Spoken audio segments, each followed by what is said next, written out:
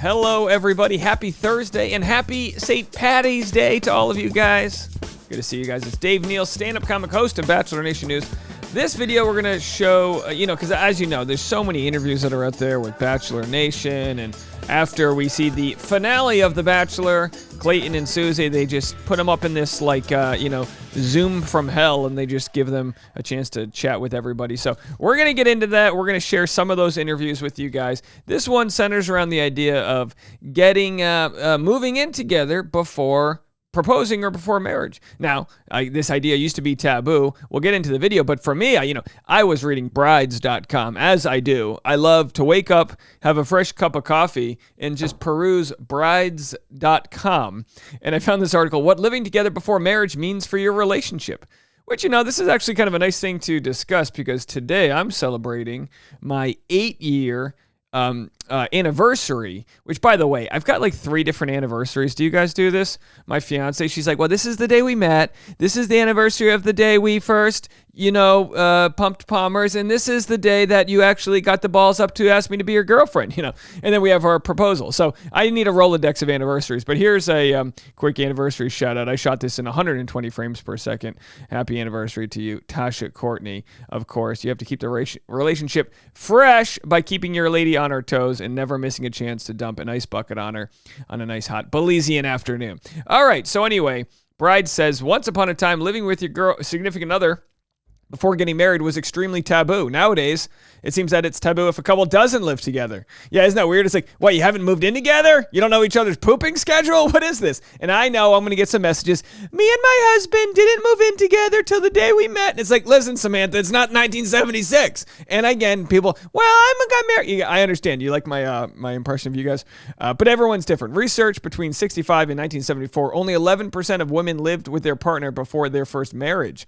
But between 2010 and 2013, that number rose to 69%. And during the pandemic, it was essentially 100%. Listen, if you were dating someone during the pandemic, especially in a high cost of living area, and you weren't cohabitating, what are you even doing? Who are you fighting over rolls of toilet paper with? Honey, I said get the Selecta size because you're a mess and we need to, Anyway, we'll get into it. None of this is planned. Let's have a listen. And because I have so many follow-up questions from last night. Okay, Lauren. But first things first, you guys look so happy. So congratulations to the both of you. But okay, we need you to set the record straight on a few different things. So Susie, when did the reunion take place? How long after Iceland? Because, it seemed like you were pretty confident in the fact that Clayton wasn't your person. Right. I can say without a doubt, I was very confident that leaving Iceland alone was the best decision, and I stand by that. But the love in my heart for Clayton didn't just go away. So I did reach out pretty immediately after the show to check in and to also say, like, I'm open to having one more conversation with you, just you and I. God. And it really wasn't with the intention of, hey, let's restart a relationship. We just thought we owed that to each other, and we did that. And then pretty much every day after that initial conversation, we talked for several weeks, and then we decided to meet back up with the show's permission. They helped us out with that to keep. That's nice. So they spent several weeks without the show, and then they were like, all right, we want to see each other. Let's at least get the show involved. They'll get us a nice $800 a night Airbnb. It's the least that they can do. You know what I mean? And by the way, if anyone's in a relationship and you're like, I don't know what we should do, I say pursue it to its fullest. Have no regrets, Check for a pulse, wait a couple days, see if the thing wakes up. Keep it a secret. And then a relationship blossomed. Yeah. It has, yes. So he goes, it has, yes. Now, I don't need any body language experts to say, they look miserable. This is probably their 15th interview in the row that they did. Clayton's a big guy. He wants his morning, chicken breast, protein omelet. But yeah, you ever seen these protein omelets they make? Chicken, they'll dice up chicken and put it in the egg. What kind of sick, twisted person would put chicken in an egg? Think about it. Surely. But we've had so many great conversations, and we know so much about each other now. Yeah. Yeah. I know all the good, all her weirdness, all her little things that her quirks. It's been fun. We've had a lot of fun. Clayton, you were ready to get down on one knee. Is that Jenna Bush? Who is that? Why not now?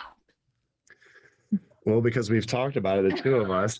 And why not propose? Because Neal Lane, they're not under contract to propose. I mean, in hindsight, the fact that they got together right after the proposal means, hey, you probably should have taken the $100,000 ring and just went with it. But hey, that didn't happen.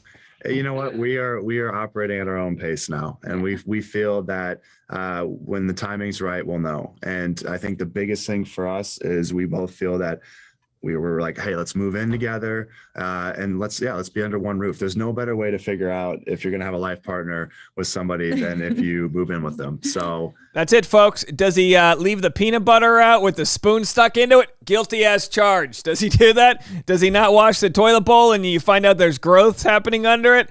Guilty as charged. You know what I mean? Oh, how many things? You really don't know about a relationship until you're like, did you just do what I think you did? And you're in the other room trying to be quiet. We're doing that. We'll figure it out quick, I'm sure. Yes, we'll know very quickly. Figure it out quick. Yeah. But Susie, it was a cute comment that you made last night after the final rose ceremony. You were like, if anything, I'm going to be the one that's asking. What did you mean by that? Because honestly, girl power, I'm here for that. Thank you. Thank Everyone says girl power when they talk about women proposing, and yet none of these women that say that have proposed. Leave a comment. I'm talking in a heterosexual relationship, okay? In a heterosexual relationship, I think it's cool if women propose, but I also think society, and this might be toxic masculinity, but I feel like society's not necessarily completely there yet. Like if I have a beautiful photo of my now fiance proposing to me, look, I get it. That would be great. But I think all my buddies would be like, dude, you couldn't propose to her first? What's wrong with you? You know what I mean? you. I appreciate that. Well, I was just kind of joking with Clayton because I've said it before, but I asked him to be my boyfriend. Like he didn't ask me. So I was the one that I guess proposed the boyfriend girlfriend question.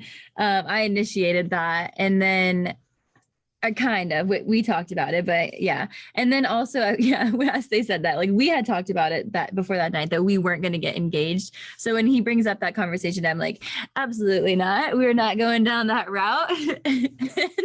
If anything, I would surprise Clayton with that just to mess with him, but she just doesn't want me making any more decisions. Good. Hey, I like it. Make the decisions. She's like, I'm in control of the Wi-Fi password. I'm, whatever. Good for her. Do you blame her? Do you blame her? Yeah, Clayton, you're on a decision-making timeout for 2 years. Can we get Clayton's like, what's for dinner? She's like, well, you're gonna get this. She's like, got the menu for him. That's what I do. We're gonna go out to dinner tonight for our anniversary, and Tasha's always like, what do you want to get? I'm like, what does it matter? Because what you're gonna do is you're going to say, I want the linguine, but I feel like I should get the, the vodka penne. And then I'm like, well, I was going to get spaghetti meatballs. And she's like, you sure you don't want the vodka penne? And I'm like, I think you just want me to get the vodka penne because you want to eat a bite of the vodka penne. Just tell me what you want. Make the order. Do you blame me? No, I'm just kidding. Starving. So funny. But Clayton, what is your honest reaction thoughts on Gabby and Rachel becoming the Bachelorettes next season? Because, they shared their fair share of harsh things about you last night. Yeah, they did. Honestly, I'm so excited for them. I don't harbor any resentment towards either of what they said last night. They had every right to hold me accountable, to say the things that they did. Even though it hurt because I believed a lot of what they were saying. It wasn't true. And I, as far as how I feel, and I know it to be, but they believe it to be that way. And they have every right to, though. I don't want to take that away from them. So he's saying it's not true. He's saying it's not true what they said about him and like the accusations that they made. We'll get to one right here. I've recorded this. I made this clip on Instagram Reels here. But if you didn't watch this. Jesse says, you have anything left you want to say? She goes, yeah. Did you tell me that you were in love with me because you wanted to sleep with me? I couldn't believe she asked that. Yeah, I mean, I think it was great that she asked it. Okay, so then she, obviously that's a heavy accusation. He's like, no, I didn't sleep with you because of that. And hey, who knows? Maybe your certain organs in your body influenced other organs. That's what they do. They hijack your organs. They're like, we're in control now, and you're like, I can't think straight. You know what I mean?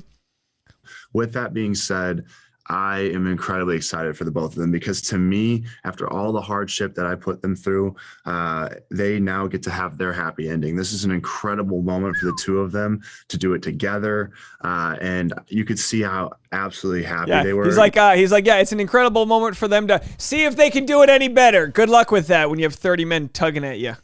Last night, and it just brought a smile to my face to see that they're going to be happy. They're going to find their person. And I'm just so very thankful and happy that they got that opportunity to live that out together. But you know, Susie, the past couple episodes was not easy to watch. As a fan of Bachelor Nation, it wasn't easy for me.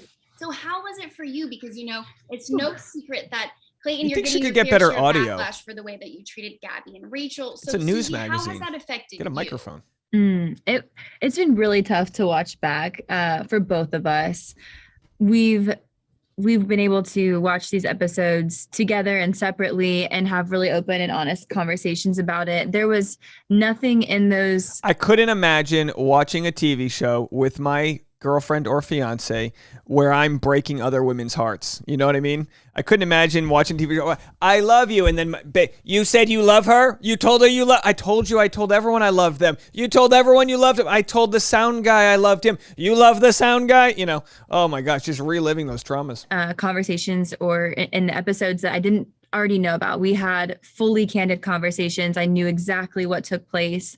So I was ready for it, but it was just emotional to watch. And yeah, and I know that Clayton's intentions were pure and genuine, and I know who he is. He really is just like the sweetest guy. I believe it. But I also know that he did make mistakes along the way, and to have to watch them back, not only is it hard just to see the emotional devastation, but to know that it's, you know, I also felt for Clayton because he had to watch it back, and it hurt him as well, just to see how his actions, you know, affected the other women, right, and me, and you, and Clayton. Looking back, is there anything you would have changed about your journey? Because yes, it was bumpy, it was dramatic, but it did lead you to Susie. Anything you would change?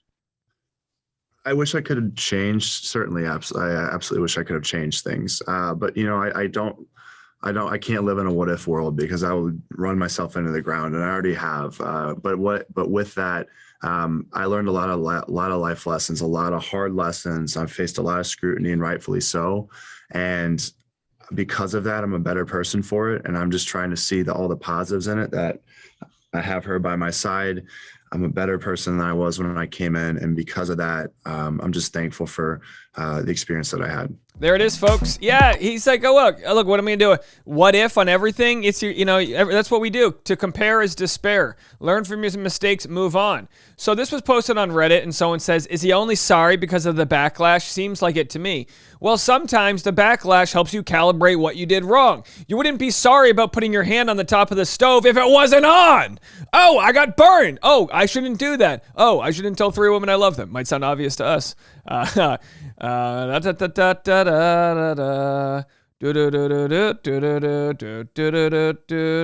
so I'm just trying to see if we have any comments to go over here. I have Lips of an Angel stuck in my head by Hinder. When I was in college, we had one burnt CD. You know, for those young people, burnt CD means like, you know, we made a remix tape.